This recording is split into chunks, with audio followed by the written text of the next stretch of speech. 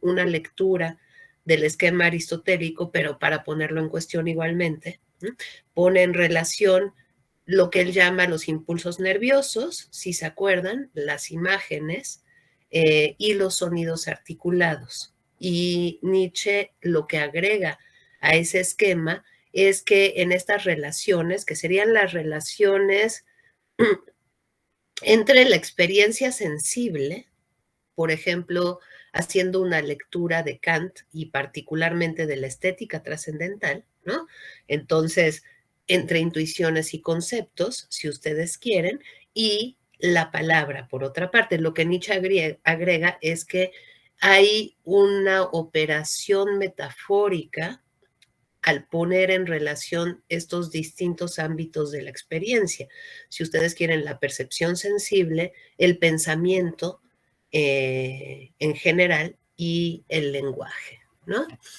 Entonces, este sería el esquema de la experiencia, pero aquí explicado desde el concepto de fenómeno, ¿no? Bajo el encabezamiento fenomenalismo del mundo interior, Nietzsche escribe lo que sigue. La inversión cronológica que hace que la causa llegue a la conciencia más tarde que el efecto. Hemos visto de qué manera el dolor es proyectado a una parte del cuerpo sin tener su origen allí.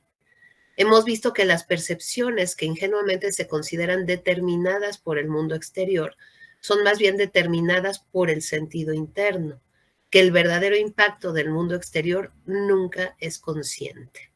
El fragmento del mundo exterior del cual somos conscientes es un elemento correlativo del efecto que ha llegado a nosotros desde fuera y que luego es proyectado a posteriori como su causa, ¿no? Miren, aquí está el texto de Nietzsche. Entonces, la traducción es ligeramente diferente, quizá un poco más clara en esta formulación. La causa por una inversión cronológica llega a la conciencia después que el efecto. Hemos averiguado que un dolor puede proyectarse en un sitio del cuerpo sano sin ser este su sitio. Sabemos que las sensaciones que ingenuamente consideramos como condicionadas por el mundo exterior están en realidad condicionadas por el mundo interior, pues la verdadera acción del mundo exterior se realiza siempre de una manera inconsciente. El fragmento del mundo exterior del que somos conscientes ha nacido después del efecto ejercido sobre nosotros por las cosas exteriores y es proyectado posteriormente sobre nosotros al exterior en forma de causa prestada a dicho efecto, ¿no? Me voy con Paul de Man. Fíjense, la metonimia se define, según la retórica, como esta posibilidad de inversión, les decía, en tres ámbitos distintos. Por ejemplo, en el diccionario de Elena Beristain. Puede ser causal. Efectivamente, se invierten la causa y el efecto, como cuando alguien dice, eres mi alegría, en lugar de decir, eres la causa de mi alegría, ¿no? En ese tipo de discurso. Puede ser también temporal. Se sustituye el antes por el después. O puede ser espacial. Una forma de esta inversión espacial sería la interioridad y la exterioridad. Ahora, todas estas oposiciones binarias estructuran, en efecto, el esquema moderno de la experiencia sensible. Entonces, lo que está mostrando Nietzsche aquí es que esta explicación, este esquema de la experiencia, es un esquema que ha invertido. En la lectura de Paul de Man, lo que se muestra es que la inversión, la posibilidad de la inversión, es uno de estos aparatos del discurso, ¿no? Es parte de la figuralidad del discurso y que esta es una de sus maneras de operar, ¿no? Por favor, ustedes intervengan, si no es claro todo esto, porque no está fácil, ¿no? Bueno, se está jugando entonces aquí con la posibilidad de invertir la causa y el efecto, es decir, pensamos que a la afección sensible o a lo que llama Nietzsche la afección nerviosa, le corresponde una causa que además es una causa exterior y que es anterior. Se están jugando con las tres polaridades. Pero lo primero que tenemos, dice Nietzsche, es el efecto, ¿no? Y entonces el efecto se convierte en la causa de eso que pensamos, que estamos habituados a creer que es la causa. Sigo con la lectura de Paul de Man. El argumento comienza partiendo de una polaridad binaria de banalidad clásica en la historia de la metafísica. La oposición sujeto-objeto basada en el modelo espacial de un mundo interior y de un mundo exterior. Como tal, no hay nada de inusual en el hecho de que se ponga el acento en el carácter ilusorio en la subjetividad de las impresiones sensoriales. Pero la hipótesis de trabajo de la polaridad se convierte muy pronto en el blanco del análisis. Esto ocurre en primer lugar al mostrarse que el estatus prioritario de los dos polos puede ser invertido. Se supone que el acontecimiento externo objetivo en el mundo determina el acontecimiento interno consciente, como la causa determina el efecto. Sin embargo, se observa que lo que se suponía que era la causa objetiva externa, hoy,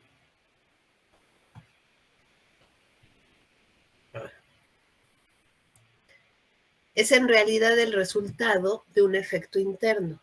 Lo que había sido considerado como causa es de hecho el efecto de un efecto, y lo que había sido considerado efecto puede a su vez parecer que funciona como la causa de su propia causa.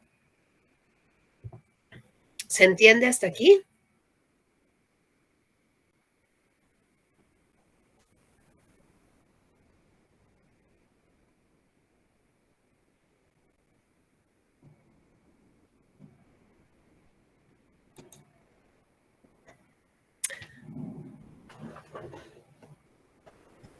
A ver, por favor, acusen de recibido.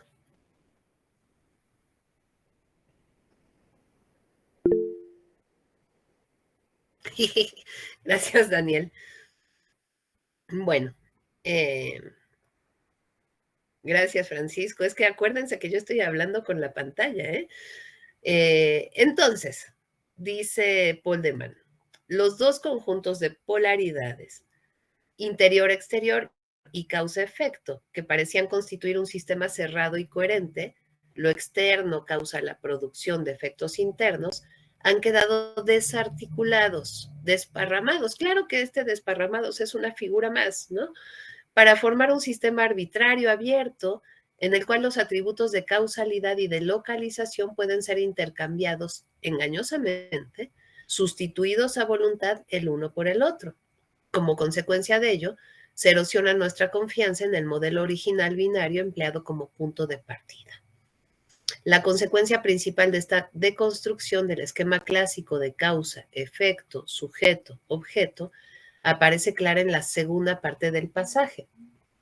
Como hemos visto, el pasaje se basa en una inversión de atributos que en este caso particular se dice que es temporal, por su naturaleza. La prioridad lógica es deducida acríticamente a partir de una prioridad temporal contingente. Apareamos las polaridades exterior-interior con causa-efecto sobre la base de una polaridad temporal, antes-después o temprano-tarde, que no es sometida a reflexión, de tal manera que se ponen, digamos, en los mismos extremos el antes, la causalidad y la exterioridad, ¿no? Y en el otro polo estarían el después, el efecto y la interioridad, ¿no? Bueno, pero todo esto se puede invertir. No sé si a voluntad, ¿no? Pero se puede invertir. El resultado es un error acumulativo y fíjense en este empleo del término error, tanto como en el empleo del término mentira por parte de Nietzsche, funda después Paul de Man su crítica a Nietzsche, ¿no? Entonces, el resultado es un error acumulativo, la consecuencia de todas las ficciones causales previas, que en cuanto concierne al mundo objetivo, están siempre ligadas al viejo error de la causa original. todo este proceso de sustitución y de inversión. Y fíjense, este viejo error de la causa original tiene otra lectura, que es la lectura de Foucault, ¿no? Foucault dice que el interés de Nietzsche por poner en cuestión una causa original, por poner en cuestión en general el concepto de origen, si por origen se entiende un origen fuerte, metafísico, pues sería el de poner en cuestión todo el antropocentrismo y el androcentrismo del pensamiento occidental. Foucault en una lectura política, ¿no? De la verdad. Aquí una lectura retórica. Pienso yo que se le puede poner un límite a la crítica de Paul de Man, que se limita desde mi punto de vista a mostrar cómo el texto de Nietzsche se desautoriza a sí mismo en los mismos términos en que Nietzsche desautoriza la metafísica, si se hace una lectura político-histórica como es la lectura de Foucault. Finalmente, Foucault dice en su lectura que la verdad es un efecto del discurso, pero no dice que no exista la verdad. Existe como efecto de superficie, etcétera, como efecto del resultado de las luchas que se dan en y por el discurso, ¿no? Es una construcción. Yo creo, y esa es mi lectura, creo con Paul de Man que en efecto el discurso produce de esta manera interpretaciones, como dijo Nietzsche, de eso que consideramos lo real, produce relaciones y produce como efecto la verdad, según las interpretaciones exitosas, vamos a decir, pero por su carácter performativo, y esto en un sentido mucho más amplio que el que le dio Austin en sus conferencias, ¿no? Por su carácter performativo produce relaciones, produce por lo tanto realidades, es más, produce los cuerpos, ¿no? Puesto que los cuerpos van siendo también el efecto de las relaciones con otros cuerpos. Entonces, esa es mi lectura en general, ¿no? De los tres textos, es una, nada más. Es una interpretación específica. Bueno, todo este proceso de sustitución y de inversión es concebido por Nietzsche, y este es el punto principal que nos interesa aquí, como un acontecimiento lingüístico. El pasaje concluye de la manera siguiente: toda la noción de una experiencia interior penetra en nuestra conciencia solo después que ha encontrado un lenguaje que el individuo entiende, es decir, una traducción a una situación familiar o conocida. Entender, dicho aquí de manera ingenua, significa ser capaz de expresar algo antiguo y familiar. Y hay muchos fragmentos de Nietzsche donde sostiene esto mismo, que solo conocemos lo desconocido, solo nos acercamos a lo desconocido a partir de lo conocido y de lo familiar. Y fíjense, en una lectura, creo yo, de Vico, ¿no? Donde Vico sostiene en su muy peculiar filosofía de la historia, sostiene que todas las lenguas, y esto lo hace a partir de un estudio comparado de las mitologías en distintas lenguas indogermánicas, ¿no? De origen indogermánico, pero que todos los conceptos que estructuran las mitologías parten de conceptos tomados de lo humano, ¿no? Y traspolados al mundo exterior, de tal manera que, según Vico también, el ser humano solo conoce lo desconocido a partir de lo conocido, y lo conocido es el mismo, ¿no? Entonces lo que hay son transpolaciones o transposiciones, vamos a decir, de aquellos significados que se le dan a lo humano hacia el mundo. Él no pone en cuestión este antropocentrismo como sí lo hace Nietzsche, ¿no? En su crítica. Bueno, entonces, entender, dice Nietzsche, Dicho aquí de manera ingenua, significa ser capaz de expresar algo antiguo y familiar. Lo que aquí se denomina lenguaje es el medio dentro del cual tiene lugar el juego de inversiones y sustituciones que el pasaje describe. Este medio, propiedad del lenguaje, es por lo tanto la posibilidad de sustituir las polaridades binarias, antes por después, temprano por tarde, exterior por interior, causa por efecto, sin atender al valor de verdad de estas estructuras. Pero así es precisamente como Nietzsche define también la figura retórica, el paradigma de todo lenguaje. En el curso sobre retórica, y aquí los apuntes que ustedes ya leyeron, la metonimia es caracterizada como aquello que los retóricos llaman también, ahí voy, metalepsis, el intercambio o sustitución de la causa y el efecto. Y uno de los ejemplos dados es bastante revelador, la sustitución de lengua, lengua como el órgano, pues, por lenguaje. En las mismas notas, un poco más adelante, la metonimia es definida también como hipálaje y caracterizada de la manera siguiente. Los nombres abstractos son propiedades dentro y fuera de nosotros mismos que son arrancados de sus soportes y considerados como entes autónomos. Esta figura consiste en atribuir a un sustantivo un atributo, un adjetivo, si ustedes quieren, tomado de otro sustantivo, como cuando en Sobre verdad y mentira, en sentido extramoral, dice Nietzsche, decimos que la piedra es dura, cuando lo único que tenemos es la sensación de dureza, ¿no? Entonces lo duro es más bien una sensación humana que trasladamos a la piedra, en este mismo esquema de la experiencia, ¿no? Entonces, en este sentido, la experiencia sensible se describe, todo el modo de operar de la experiencia sensible se describe a partir de estas operaciones metonímicas de sustitución.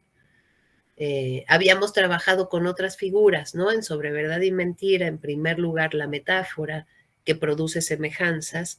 En segundo lugar, la sinécdoque, si recuerdan, ¿no? Que toma un rasgo y lo convierte en el todo, o al revés, el todo y lo convierte en un solo rasgo, ¿no? La parte por el todo o el todo por la parte. Aquí se está privilegiando la figura de la metonimia por esta posibilidad de inversión específicamente. Bueno, tales conceptos que deben su existencia tan solo a nuestras sensaciones son formulados como si fueran la esencia interior de las cosas. Atribuimos a los acontecimientos una causa que es en verdad tan solo un efecto. Las abstracciones crean la ilusión de que ellas son el ente que causa las propiedades, cuando en realidad ellas reciben su existencia objetiva icónica. Bildliches sería traducido literalmente su existencia en tanto que imagen, ¿no? Solo de nosotros como una consecuencia de estas mismas propiedades. Entonces, después de toda esta lectura, dice Paul de Man en la práctica, el mismo texto que en 1872 definía de modo explícito la metonimia como prototipo de todo lenguaje figurado, describe en 1888 una construcción metafísica, el fenomenalismo de la conciencia, como susceptible de ser deconstruida tan pronto como alguien tome conciencia de la estructura lingüística retórica que éste posee. No nos interesan aquí las consecuencias de esta crítica del fenomenalismo, que es también en muchos aspectos una crítica prefigurada de lo que más tarde se conocerá con el nombre de fenomenología, Husserl incluido. Los lectores de La voluntad de poder saben que esta crítica en modo alguno se propone descartar el fenomenalismo, sino que nos pone en guardia frente a la tendencia a hipostasiar la conciencia como categoría ontológica autorizada.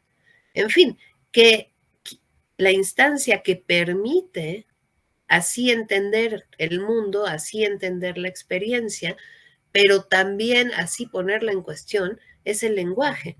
Y nunca es seguro que se pueda fijar un orden específico, un orden de polaridades, vamos a decir, que fundamentarían, en este caso, la experiencia sensible, como enseñó Kant, como una relación causal, ¿no? que ya implica de por sí una cierta temporalidad y en el caso de la metafísica moderna también una espacialidad, ¿no? Esta que opone la exterioridad a la interioridad. Bueno, a ver, aquí la explicación, ahora sí les escucho, por favor.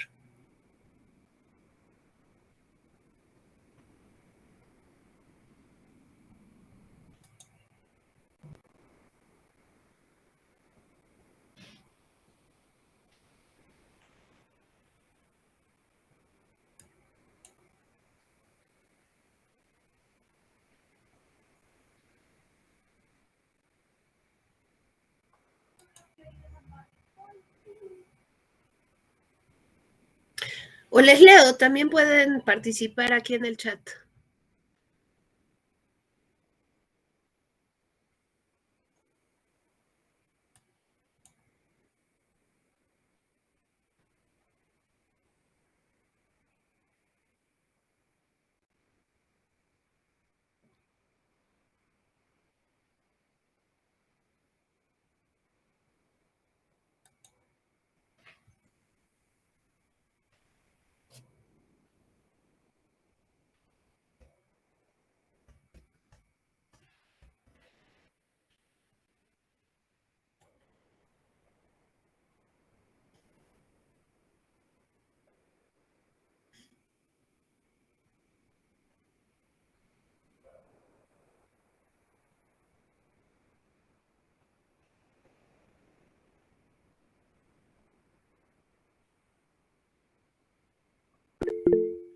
Sí, Ricardo. A mí me causa un poco de conflicto esto que dice que, o sea, descomponer la causalidad y el efecto. O sea, entonces nada tiene un origen, o sea, todo se reduciría como a producto de lo humano o como... Sí, es que ese es el carácter de una lectura deconstructiva. Mira, si atendemos a la explicación, por ejemplo, a la explicación kantiana, ¿no? Que funda todo conocimiento posible en la experiencia, en primer lugar en la experiencia sensible. En este esquema muy particular que asume que la posibilidad de pensar la experiencia sensible y la posibilidad misma de experimentar depende de estas dos instancias, el sujeto y el objeto de conocimiento, pero el sujeto entendido como el sujeto trascendental, ¿no? El sujeto trascendental depende de esta figura de la subjetividad que por una parte es interior, el pensamiento o el intelecto o la razón son interiores, y por otra parte se asume y se asume como herencia de toda esta tradición, quizá iniciada por Descartes en Occidente, pero quizá antes, por ejemplo, estoy pensando en la mística, ¿no? Que supone que el ser humano, ahora vas tú, Suriel, que el ser humano tiene acceso inmediato, directo, un acceso privilegiado a su conciencia y a su pensamiento, que son interiores, ¿no? De tal manera que la experiencia sensible es posible porque a eso que nos ofrece las relaciones con el mundo en términos de sensibilidad, como intuiciones, le corresponden para su posible pensamiento, comprensión, etcétera, le corresponden unos conceptos y unos conceptos que están allí en todo sujeto de conocimiento, ¿no? Eh, Entre paréntesis y pasando por la crítica romántica le objetó a Kant que los conceptos son palabras, están en el lenguaje y por lo tanto, y como las lenguas son múltiples, ¿no? No hablamos todos la misma lengua y además son históricas y además se modifican, etcétera. Los conceptos son palabras, entonces también se modifican históricamente, de tal manera que no son trascendentales, es decir, ni universales ni necesarios, ¿no? Les corresponden una serie de significados específicos a los conceptos. Bueno, entre paréntesis esto. De tal manera que la experiencia se determina como la subsunción de la singularidad de lo que se obtiene de la sensibilidad en los conceptos, ¿no? Y en primer lugar, bajo ciertas formas que son el espacio y el tiempo, las formas de la intuición sensible. Todo este esquema supone, de cualquier manera, que para que podamos convertir en fenómenos, pues, para que podamos pensar o para que podamos tener representaciones en términos kantianos, es necesario primero ser afectados por algo, ¿no? Hay todos los ejemplos de Nietzsche, la piedra dura, ¿no? O cualquier otro de la experiencia sensible. Entonces, que primero tenemos que ser afectados, aunque no sepamos, no podamos conocer específicamente eso que nos afecta, ¿no?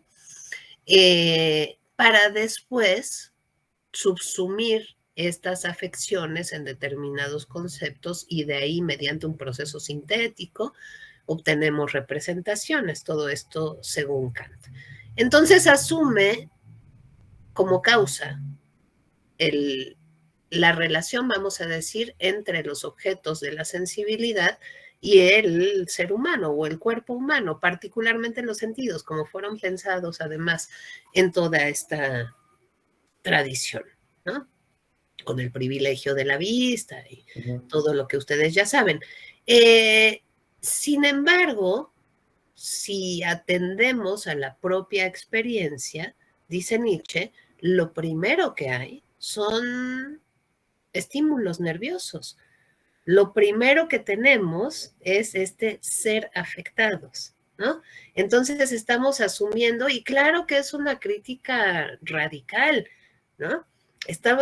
El mundo exterior es supuesto, porque si pensamos en un grado cero de la experiencia, pues este sería el de los impulsos nerviosos.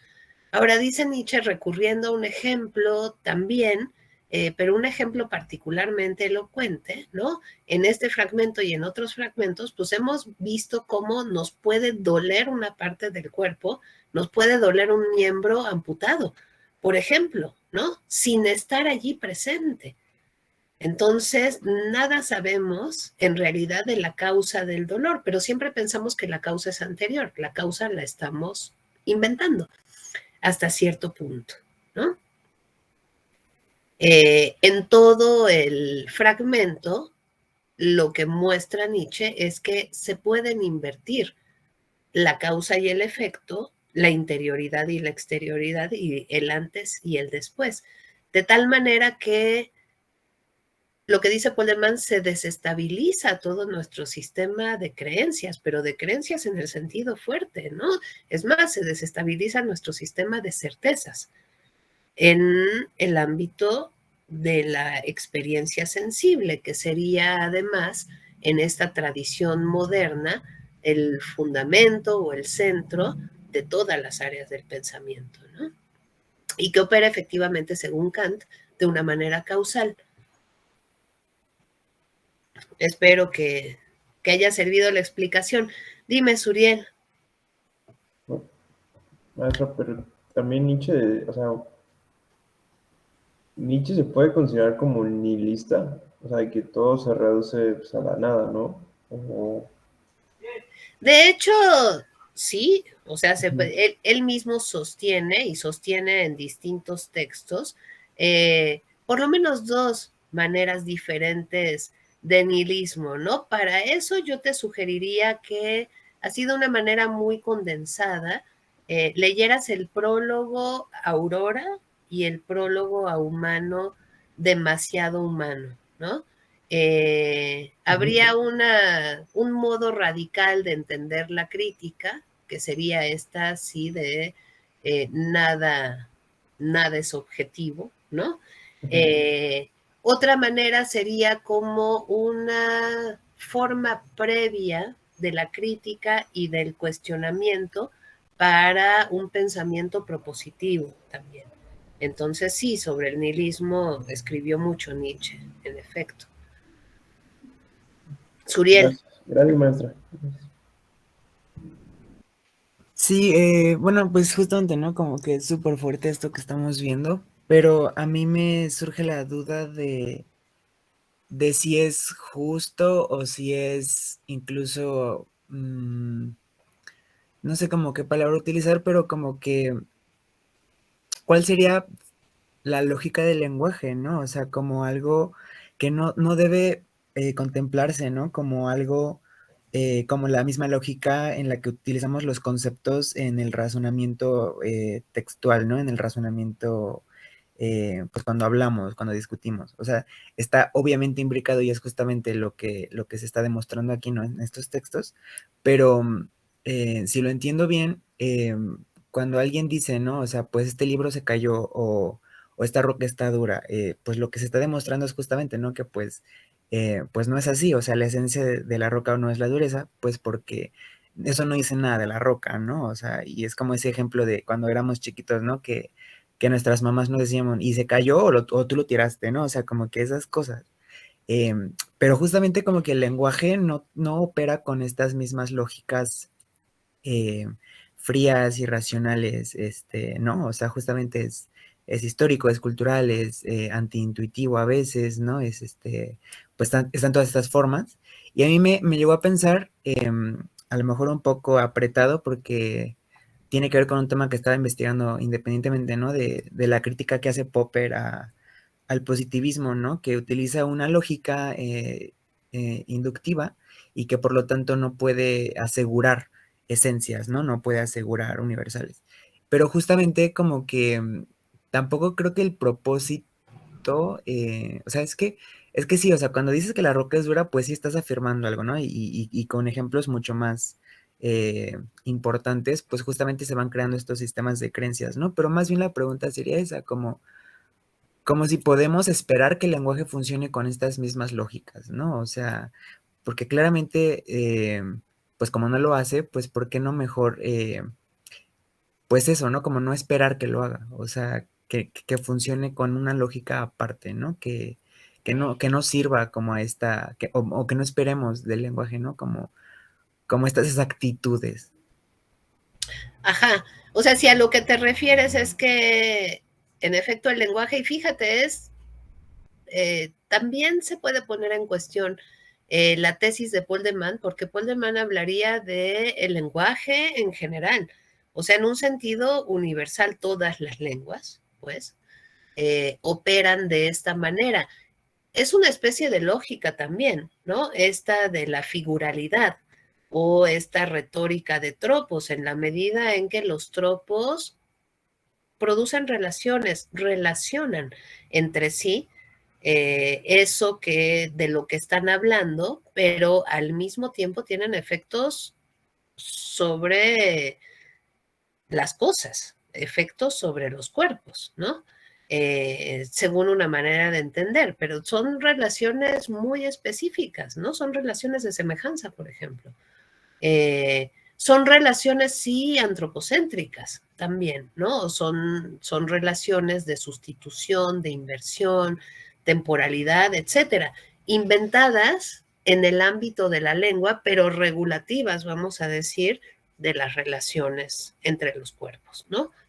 Y atravesadas además, si seguimos con la lectura de Foucault, por relaciones históricas de poder.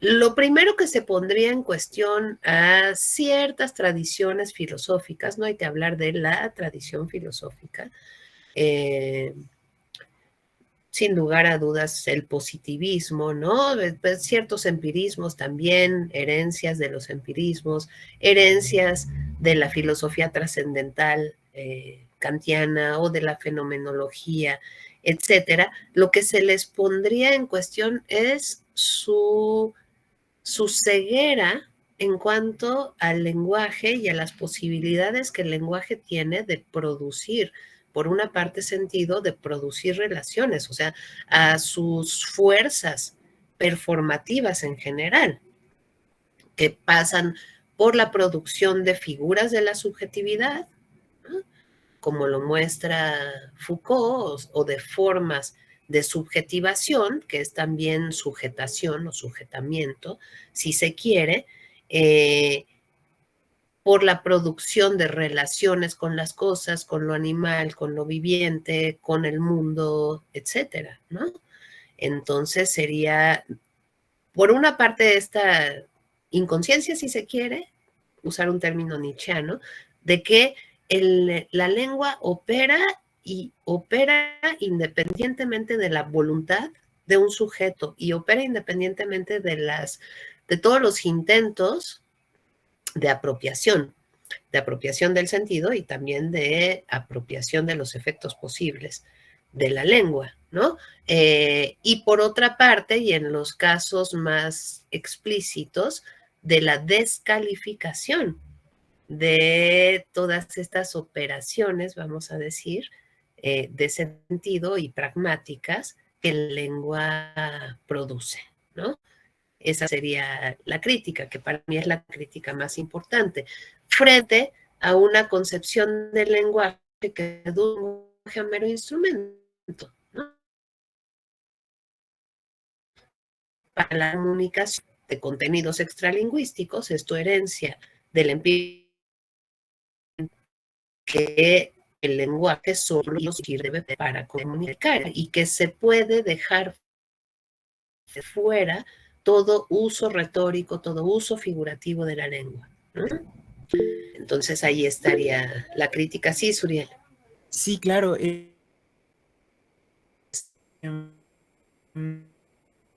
es que justamente, ¿no?, en clase, en el estoy porque me metí de oyente, la doctora estaba hablando sobre cómo la escolástica llegó hasta el siglo XVIII, ¿no? O sea, que pues no es que ya llegó el descubrimiento de América y ya no somos escolásticos, ¿no? O sea, y justamente me quedé pensando que a lo mejor, bueno, no a lo mejor, o sea, apuesto que casi toda esta cuestión del romanticismo, ¿no? Y que comienzan los nacionalismos y todo, como que empieza a despertar este interés en la propia lengua nuestra, ¿no? En su lengua, ¿no? Y que se opone como a otras lenguas, a otros nacionalismos y a otras naciones. Y en esta construcción, o sea, aquí queda como absolutamente claro, ¿no? Cómo la verdad es esta construcción, ¿no? Es este efecto del discurso en el que este interés por nuestra lengua, pues crea estas preguntas, ¿no? O sea, crea estos conflictos. Ahorita no tengo muy bien clara la línea temporal, pero creo que sí fueron contemporáneos, ¿no? O sea, como, o a lo mejor primero fueron estos románticos y después llegó Nietzsche, o cómo estuvo la cuestión. Pero el punto es que le tocó a él, ¿no? Como vivir en ese contexto en el que la lengua nacional, por así decirlo, pues ya había cobrado como mayor importancia que, por ejemplo, el latín escolástico, ¿no? O estas lenguas principales, por así decirlo. Entonces, claramente, pues aquí se ve influenciada, pues, por estas preguntas de la identidad, ¿no? Y ya no tanto como una exploración académica en cuanto a, pues, lo ontológico y lo lingüístico y lo epistemológico, ¿no? Sino también todas estas cargas ya, políticas, ¿no? Claramente, ahorita es lo que pensé con lo que dijo, pero sí. Sí, muy bien. Ahí hay toda otra línea de investigación. Mira, fueron anteriores. El romanticismo, particularmente el romanticismo alemán, es de finales del 18, principios del 19. Los textos de Humboldt son de 1800 y poquitos, los textos sobre el lenguaje de Humboldt, a quien conocían, o sea, se leían sus textos en la universidad en el tiempo en que Nietzsche estaba enseñando, ¿no? Fue importante, pero no solo él, Hamann Herder antes que él, y antes Fichte también. En efecto, en este momento, y sirviendo a un proyecto nacionalista en el sentido en que Alemania no era un Estado-nación, entonces, ¿no? Había 32 principados y había una una serie de guerras muy importantes, tanto desde el punto de vista cultural y del pensamiento como desde el punto de vista territorial con Francia, específicamente. Entonces, sirviendo a este proyecto, el pensamiento alemán y el pensamiento romántico alemán fundó su unidad o su identidad, si se quiere, su identidad nacional en la antigüedad de la lengua, en el haber persistido las lenguas germánicas, literalmente dice Fichte, por largos periodos de tiempo. Y ahí pasaron muchas cosas. Se inventó un concepto de cultura que sirvió para hablar de la cultura como todas las producciones, absolutamente todas las producciones humanas específicas, ¿no? Históricas de los grupos, así culinaria, por ejemplo, las danzas, etcétera, ¿no? Frente a la cultura con mayúsculas o a la gran cultura defendida por el pensamiento francés en este momento y por el pensamiento ilustrado, particularmente esta polémica ocupó mucho tiempo, vamos a decir, en la historia, ¿no? Eso por una parte. Por otra parte, entonces, esta defensa de un nacionalismo fundado en la lengua y de un concepto de lengua o de lenguaje en general que logró, si hacemos caso a quienes proponen que hubo un giro lingüístico en este momento, logró desplazar la razón por la lengua. Es decir, si el pensamiento y particularmente los conceptos, las generalidades abstractas, pues que orientan la experiencia, tanto como todos los ámbitos del pensamiento, están regulados en el lenguaje, según Nietzsche retóricamente, según los románticos no necesariamente, ¿no? Pero si están dados en el lenguaje, son anteriores pues a la razón y al sujeto, entonces el único medio del pensamiento y de la experiencia es el lenguaje. Y no es el lenguaje en general, sino son las lenguas específicas, históricas, particulares. Esto tiene muchas lecturas y llevó a los alemanes a decir que ellos tenían el privilegio del pensamiento, ¿no? Por esta antigüedad, vamos a decir, de sus lenguas originarias en aquel momento. Ahí hubo una lectura nazi también del pensamiento nietzscheano, ¿no? Entonces, este nacionalismo peligroso en cierto sentido, no solo, ¿no? O no solo por defender una identidad específica, sino por establecer grados, vamos a decir, grados de perfeccionamiento de eso que en el romanticismo, tanto como en el idealismo, se llamó el espíritu de las naciones, ¿no? En fin, ahí hay un campo muy, muy vasto, muy interesante, Suriel, para discutir. Daniel decía aquí en el chat, esta metonimia o invertir la causa por el efecto lo hace escéptico. Sí, claro, ¿no? Hay un escepticismo aquí en la lengua. Y también son las raíces de la primera, sí, claro, ¿no? De la Primera y Segunda Guerra. Ahora sin necesariamente así pensarlo, ¿no? Pero sí dando lugar a ese tipo de lecturas. Hay un texto de Derrida que hace tiempo que no leo, que a veces leía cuando trabajábamos romanticismo y Nietzsche, que se llama Nietzsche, Políticas del Nombre Propio, ¿no? Donde Derrida subraya esta lectura nazi de ciertos fragmentos de Nietzsche, es cuidadoso Derrida, y de ciertos fragmentos sacados de contexto, pero por otro lado Derrida dice, pues es que esos textos lo permiten, ¿no? Entonces, sí, o sea, hay que saber cuáles pueden ser las consecuencias de decir, por ejemplo, y de decir en la inauguración de un curso universitario, ¿no? Que los jóvenes alemanes necesitan un Führer, que fue uno de los textos que fueron después empleados para otros fines, ¿no? ¿Cuáles efectos de exclusión tienen los discursos? Y sin lugar a dudas, cuando se exalta lo propio en detrimento de lo extranjero o de lo extraño, que fue lo que hizo la tradición romántica, entonces esto permite después otras exclusiones, otras fuerzas, ¿no? En fin, si quieren podemos trabajar específicamente con Humboldt, ¿no? Que tampoco, no está de más porque se lee muy poco. Bueno, son las 3:03. Vamos a tomarnos un receso, 10 minutos, nos vemos a las 3:13. Y regresamos no ya con este texto de Paul de Man, sino me gustaría volver a Sobre verdad y mentira en sentido extramoral a algunos fragmentos, ¿no? Si todavía tienen fragmentos para discutir, porque la sesión pasada discutimos algunos de los que ustedes seleccionaron, entonces en la segunda parte los discutimos y hacemos una interpretación. Entonces nos vemos en 10 minutos.